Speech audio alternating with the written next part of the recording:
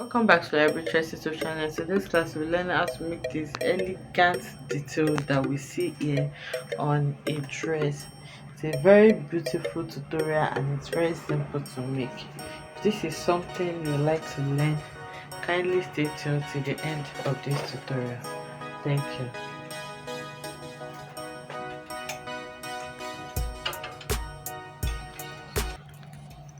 Okay, so to make this design, I'm going to be marking it on my already made dress like this. I prefer to do this marking on a dress form so that I can see what I'm working with. Actually, you can do this on your client as well, but you can also do it on the flat part table if you can. Okay, so but I just like to see it like this. So you need to choose the side that this design is going to follow, because I already have a busy sleeve here, so I'm not going to be working with this side. I'm working with this side that I will have just a regular basic sleeve on. So now I'm going to map out where this is going to go through. I want it under my bust, so now I can see my chalk marking is going to come under the bust like this. And once I get to my center front, I'm going to curve my hand and then curve it to have something like this. Okay, so because this is a sequin, the chalk is not obvious, but you can see how I've mapped out my chalk. Okay, so now after covering it like this, the design is going to come all the way here, go over the hem, and then come to the armhole area at the back. So I'm going to be tacking this at the back. So to take the measurements that you're going to need to draft your design, I'm going to start measuring from where it stops here. That's where the curve ends. Then I'm going to measure all the way like this, then to the under bust. Then when I get to the side here, I'm going to take the tape over the sleeve. You want it to be a bit free so that I can raise your hand, and then it stops at the back where I'm going to tack it. So now that measurement gives me around 26 inches. Okay, so it is this 26 inches that I'm going to use to draft my design. So now we'll move to the cutting table to draft this. Okay, so now the cutting table, and I'm using this plain fabric for the design. So when we measured where this is going to go through, we measured 26 inches. So I'm going to approximate that to 30 inches. Remember, we're working with pleats. So the 30 inches, I'm going to you can multiply it by 2, 3, or 4 depending on how close together and how full you want your pleats to be. For me, I'm going to be multiplying it by 3, and 30 multiplied by 3 is going to give me 90 inches. So I'm going to cut out a fabric of 90 inches length. It's going to be 90 inches long, and then the height that I'm going to be working with for this design is going to be around 8 inches including allowance. So we're going to be sewing it, we're going to be turning it on the upper part and the lower part. So by the time I turn it with half inch, I'll be left with 7 inches, which is fine for me. You can do more or less depending on what you want. So now I'm going to cut out a fabric of 90 inches by 8 inches. So this fabric I'm working with is not so long, so I'll just cut it twice, and then I'm going to add it together before we shape it. So you can see me folding it now, and then I'm going to measure out my 8 inches, and then I'll cut this out. So now, because this is a standing structure, you can see that the design is standing on its own. So I'm going to be adding interfacing to this. You need to add interfacing to give it that structure, depending on the fabric you're working with. Anyway, if you're working with like a damask fabric or any fabric that you feel can stand on its own, you may not need interfacing. But for a fabric like mine, soft, so I'm going to be strengthening it with an interfacing. So I'm just going to add a gum stay for the purpose of this tutorial, but you can also use a collar stay depending on how strong you want it to be actually. Okay, so now I'm cutting this out, and then I'll go ahead and join them together so that I can have 90 inches straight, and then I'm going to bring it back to show us how we're going to shape this. I've gone ahead to join this together now, so I have my 90 inches like this. So I have two of these. One is going to be my main fabric, while the other is going to be the lining. So now we are going to shape this. So to shape it, I'm just going to lay it down. It's quite long, so I'm just going to try to capture everything. So I've laid them against each other now, right side facing Okay, so the lining is facing the main fabric, right side facing right side. So now to guide me in my shaping, remember I have 90 inches here, so I'm just going to divide that into two, and that's going to give me around 45 inches. So I'm going to measure the 45 inches, and it's around here. So I'm marking that point. So now I'll go back to the starting point again, which is here, and then I'm going to measure the shortest length that I have. So now it's totally up to you and what you want. For me, I think with seam allowance, I'm just going to be measuring 3 inches, so that by the time I turn it out, I'll have around 2 inches. If you don't want it that wide, you can just do 2.5 inches, so that you can have around 1.5 inches by the time you are done. Or I think I'm just going to go with 3 inches or 2.75. Okay, then I'm going to mark it there. So now this 2.75, now I'm going to connect it to where I have my 45 inches diagonally. So I'm just using my tape. Like I said, it's very big, so let me just use my tape to show us how it's going to go. So you can see it's coming from there, and then it's going to come to meet this 45 inches like that. So from there, now I'm just going to make my markings there and come in with my ruler to connect them together.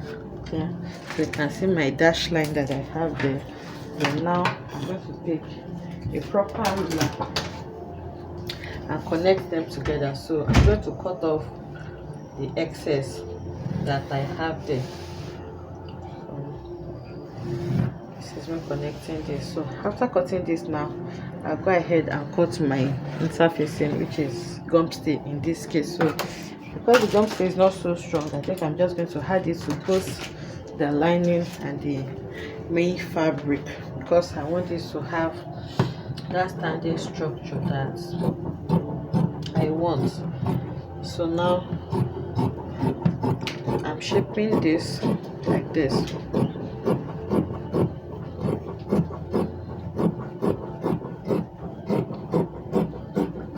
And then I'm going to bring in my doll face, my gum stay. You can see now that it's tiny from here, and that it's going, it's just connect like this. So this is where we have the joining. I'm going to trim it to the minimum, and it just goes like that. So if you want it to be smaller, in fact you can even trim it more. I think I'm just going to trim it a bit more. This is going beyond 45 inches, so this is going to be like 50 inches now. Okay, before it begins to rise. So it's totally up to you and the design that you want. So now I have this.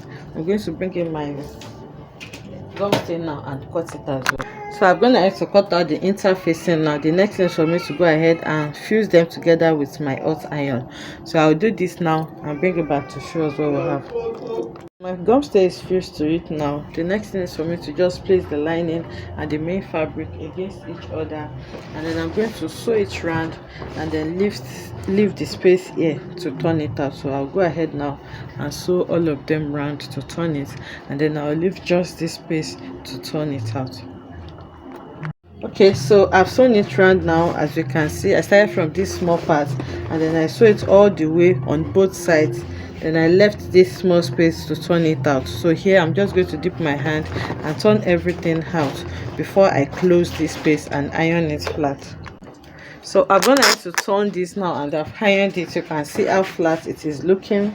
So the gum stay is not so strong. If you're using a collar stay, just add to the lining so that you remain the lushness of the main fabric, because there's this ash effect that interfacing gives to fabrics that I don't really like. Okay, but in my case I added to both the lining and the main fabric, so you can see how the fabric is looking like now, and you can see its original state. You can see how lush it is here. So just thought to say that. So now the next thing is for me to pleat it. So I'm pleating on this straight side, not on the side that I bent like this. So now I'm going to start to pleat it like this, and then I'll sew it. So now I'm going to pleat it to the exact size that I'm working with. That's 26 inches that I started with. So I'll go over now and pleat all of this and sew. Then I'm going to take it to the ironing table again and iron it flat before we continue. Okay, so I'm gonna head to pleat it. As you can see, I pleated it on the straight form now. I can see that it is now small, I've pleated it back to the 26 inches that I need, and because of the gum stay is still it's coming up, so now I'll just take it to the sewing machine. And this is the last part where I turned it up, so I just folded in the seam allowance, and I'm going to use a hemming glue to I just place my hemming gum in between it, and by the time I iron it, it's going to glue the two together because I don't want to see any seam line there.